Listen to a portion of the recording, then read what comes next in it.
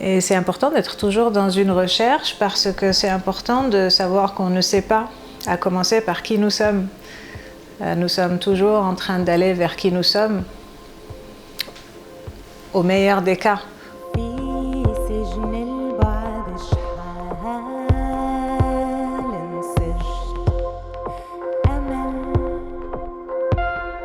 L'idée est vraiment venue de beaucoup de solitude et de questionnement. Elle est venue en plein début du confinement, le premier. J'étais seule à Casablanca.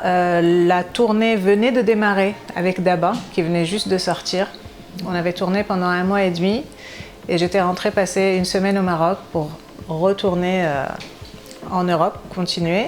Et tout s'est arrêté et tout s'est fermé. Et donc c'était bien sûr très frustrant, ne pas savoir quoi faire maintenant, quoi devenir.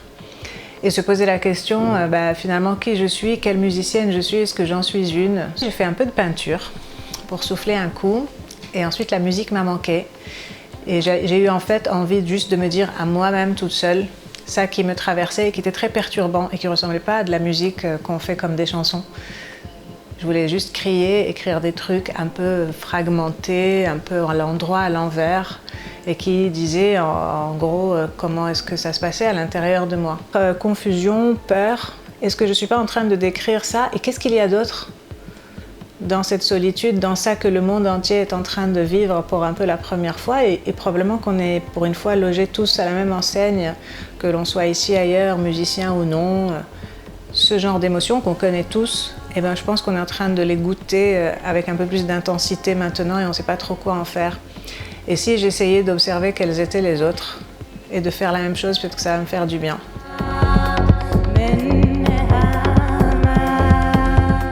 Et il a commencé à dessiner un background musical en fait qui est plusieurs couches et qui, moi, correspondait vraiment à ça, en fait. Je lui ai expliqué, ça, je te dis la peur, et ça, je veux dire, c'est la confusion.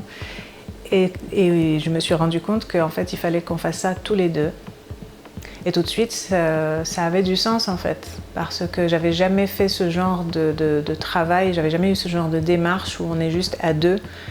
Le premier a une idée, il l'envoie à l'autre en ping-pong. L'autre construit quelque chose selon son humeur, selon son instrument, les moyens qu'il a, les ustensiles qu'il a.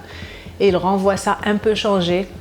J'avais besoin de renvoyer ça à quelqu'un, un miroir, et de voir cette douleur, cette étrange chose qui habite en moi à travers quelqu'un d'autre.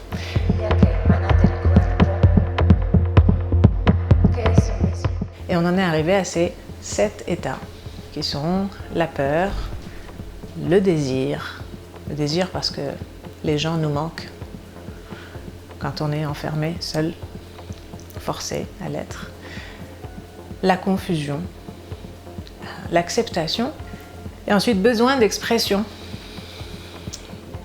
Parce que dans la solitude aussi et dans l'arrêt de communication, même si on se parle tout le temps au téléphone, c'est pas comme se voir, se sentir, dire des choses, danser, crier, besoin d'expression.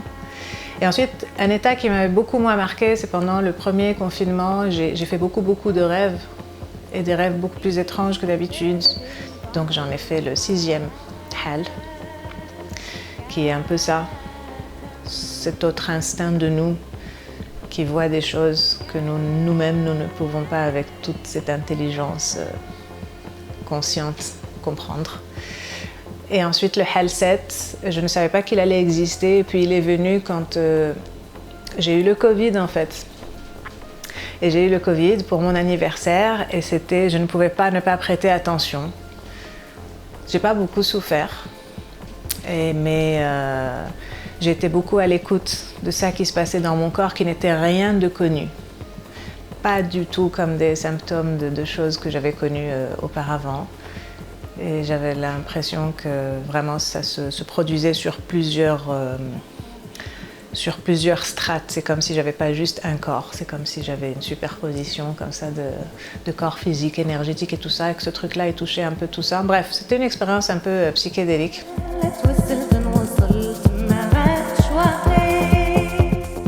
Et c'est important d'être toujours dans une recherche parce que c'est important de savoir qu'on ne sait pas, à commencer par qui nous sommes.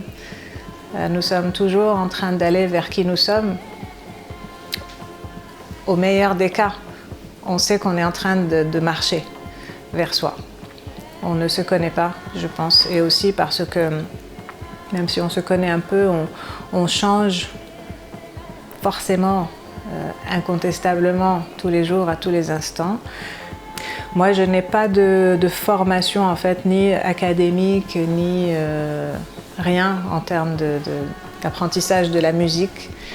Je suis une autodidacte et puis c'est mon oreille qui me guide, mais je suis entourée de musiciens et oui, bien sûr, je suis tentée d'inviter des sons, des instruments, des démarches différentes, de me découvrir dans ce que je ne connais pas.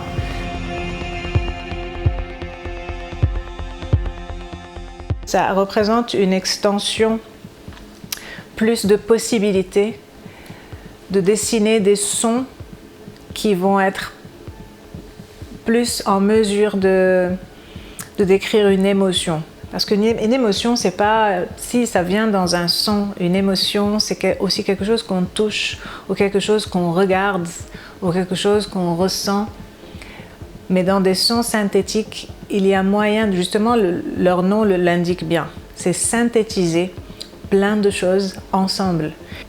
Un son synthétique, pour moi, peut-être qu'il va aller un petit peu plus profond et qui va même peut-être venir décrire quelque chose qu'on ne connaît pas, comme le son du fond marin, comme le son du fond de la terre, qu'on ne connaît pas parce qu'on ne l'entend pas, mais on suppose qu'il existe.